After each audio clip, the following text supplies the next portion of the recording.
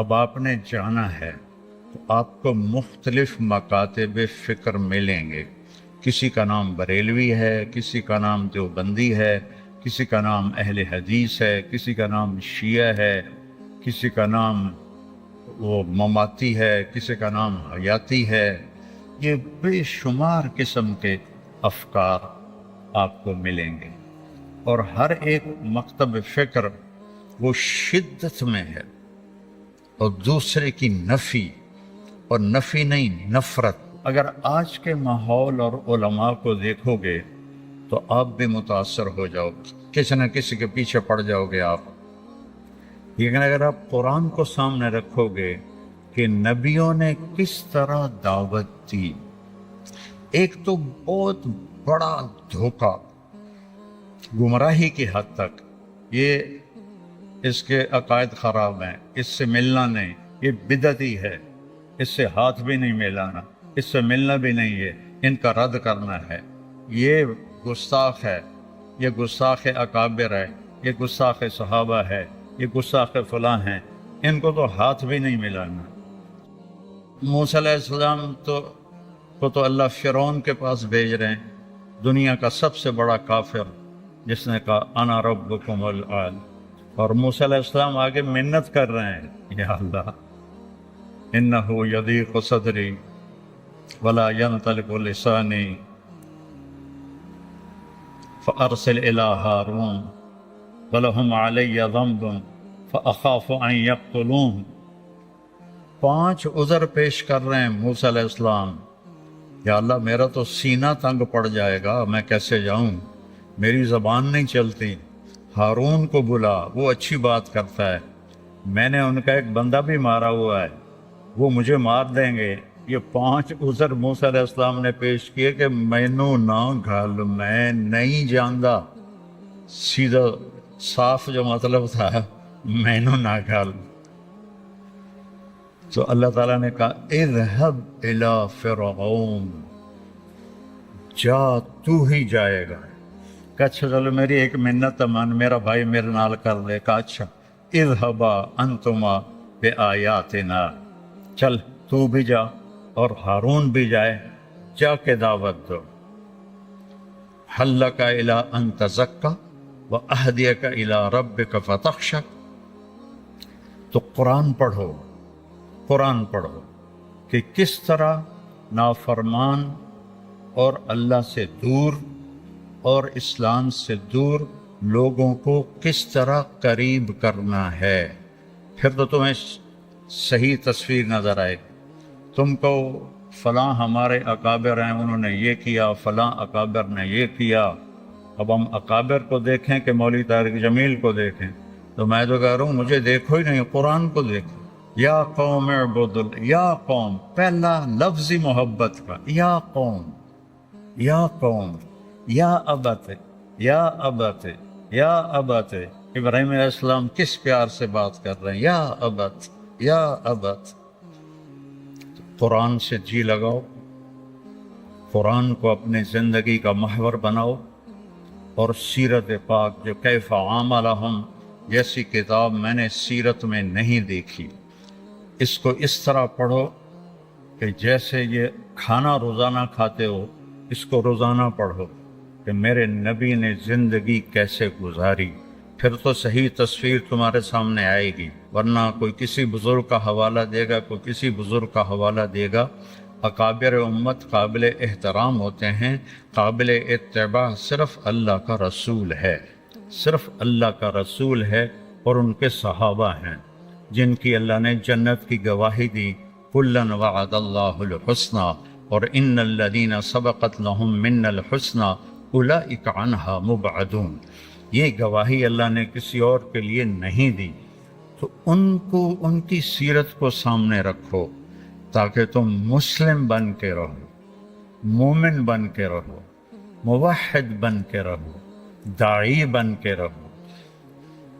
میں نے علماء دیوبند کی تحقیق کو اصح جانا ہے، دوسروں کو غلط نہیں کہتا ہوں، میرے لیے وہ زیادہ صحت کے قریب ہے تو میں اس کو اتباع کرتا ہوں. لیکن میں اس کا داعی نہیں ہوں، میں اسلام کا داعی ہوں۔ کیا فرق ہے؟ نماز پڑھو، یہ اسلام ہے۔ نماز میں رفع یدین نہیں کرنا، یہ اسلام نہیں ہے۔ اب یہ کسی مکتب فکر کی دلالت ہے۔ نماز پڑھو، یہ اسلام ہے۔ سورۃ فاتحہ کے بغیر نماز نہیں ہوتی، یہ اسلام نہیں ہے، یہ ایک مکتب فکر کی دعوت ہے۔ تو نماز ایک ایسی بات ہے جو لوگوں کو کھینچے گی۔ دین، ان الدین عند اللہ الاسلام، اپنا معیار اسلام بناؤ، اسلام بناؤ۔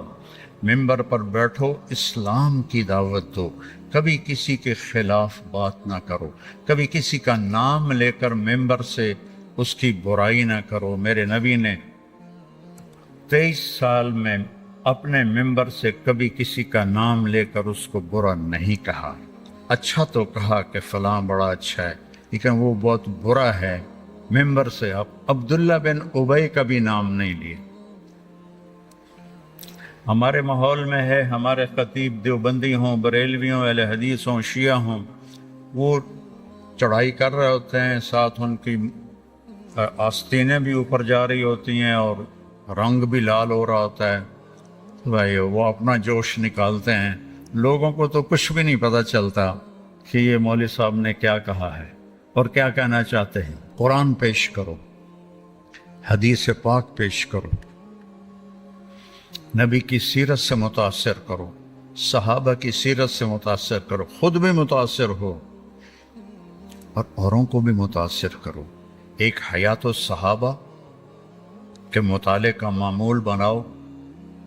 جب کبھی میرا مطالعے کی ہمت تھی، ذوق تو اب بھی ہوئی ہے، لیکن ہمت کوئی نہیں ہے۔ غم آرزو کا حسرت سبب اور کیا بتاؤں، میرے شوق کی بلندی، میری ہمتوں کی پستی، اب تو سوائے رونے کے اور کچھ بھی نہیں ہے۔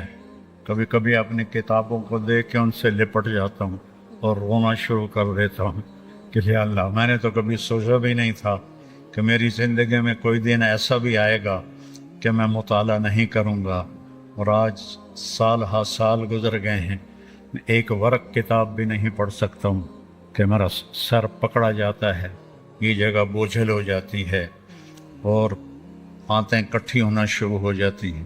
اللہ کی مرضی ہے، راضی ہیں اس پر۔ تو میرے عزیزو، امت بن کے چلو، مسلم بن کے چلو، برے سے برے کو بھی سینے سے لگانا سیکھو۔ جب میں تلمبے میں طوائفوں میں کام کیا تو صرف بیٹی کہنے پر وہ رونے لگتی تھی کہ جی سانو تو ساڑے پیو کدی بیٹی نہیں آکھیا، تسی سانو بیٹی آندے۔ وہ طوائفوں کا چودھری، وہ اور اپنی بیوی کے ساتھ کچھ سوال لے کر آیا تھا تو ڈیرے میں بیٹھا تھا، تو مجھے ملازم نے بتایا، میں نے کہا اس کو اندر بلا لو۔ تو میں نے میاں بیوی کو اندر بلایا اور جو سامنے ہمارا برآمدہ ہے اس میں بٹھایا، وہ اسی پر ہی روئے جا رہا۔ تو ساڑھے جانو گھر سد لے، ساڑھے جانو گھر بلا لے، ساڑھے جانو گھر بلا لے، اسی پر ہی وہ اتنا گر رہا تھا کہ ان کو تو کوئی قریب سے نہیں گزرنے دیتا۔ پھر میرے نام کے ساتھ مولانا لگا ہوا ہے اور کیا القاب لگے ہوئے ہیں، تو اس نے اپنے گھر ساتھ لے، اپنے گھر بلا لے، اپنے گھر بلا لے۔ وہ جو میں نے ان کی مدد کی وہ ان کو تھوڑی نظر آئی، اور جو میں نے ان کو عزت دے کے گھر بلایا وہ ان کو بہت زیادہ نظر آیا۔ عزت دینا سیکھو، برے سے برے کو بھی عزت دینا سیکھو، محبت کرنا سیکھو، ہر مکتب فکر کے آدمی کو بازو پھیلا کے ملو۔ میرے باپ کو ایک دفعہ جو مل لیتا تھا نا، ساری زندگی یاد رکھتا تھا۔ تو ان کی عادت تھی وہ ایسے ملتے، آؤ بھائی آؤ بھائی آؤ۔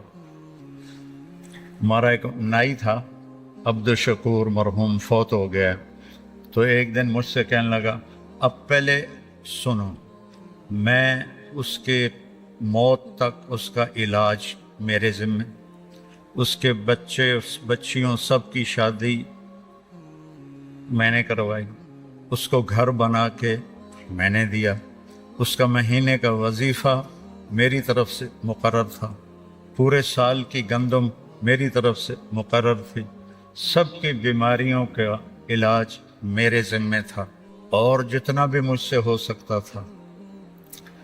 مجھے کہتا ہے مولانا صاحب تواڈے دیرے چ آون دی ہن چس مک گئی، تواڈے دیرے آپ کے دیرے میں آنے کا مزہ ختم ہو گیا ہے۔ میں کہو کی ہویا ہے؟ اب آپ نے سن لیا نا میں کیا کر رہا تھا اس کے لیے، اور میرے باپ کیا کرتے تھے کہ جس لئے میں دیرے چمنا ہوں میاں صاحب دوروان دیان آؤ بھائی عبد الشکور آ گیا، آؤ بھائی عبد الشکور آ گیا۔ وہ بشیر وہ ہمارا کچن کا ملازم تھا ڈیرے کا، اگر صبح کا ٹائم ہوتا تو کہتے جا 2 بندیاں دا ناشتہ لے کے آ، وہ کھاتا بہت تھا۔ دوپہر کا وقت ہوتا تو کہتے 2 بندیاں دی روٹی لے کے آ، کہ وہ ماشاءاللہ کھانے کا بادشاہ تھا۔ میرے باپ کی اتنی خدمت تھی، روٹی کھلا دینا اور یوں ملنا، آؤ بھائی۔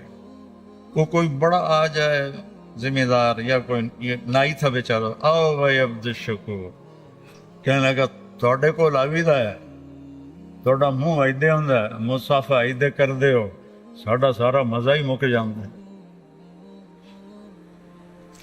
میں کہا تیری بیڑی تر جاوے، جڑی میں تیری انج خدمت کرنا وہ تینوں یاد کوئی نہیں، کہ وہ تو ٹھیک ہے پر جڑا تسا این کر کے مل دے ہو نا، یہ ساری چس مک جانتی۔ تو ابتسامک فی وجہ اخیک صدقہ، مسکرا کے ملو، ہنس کے ملو، کوئی ہو، بریلوی ہو، دیوبندی ہو، شیعہ ہو، سنی ہو، مماتی ہو، حیاتی ہو، سلفی ہو، ایسے آؤ جی۔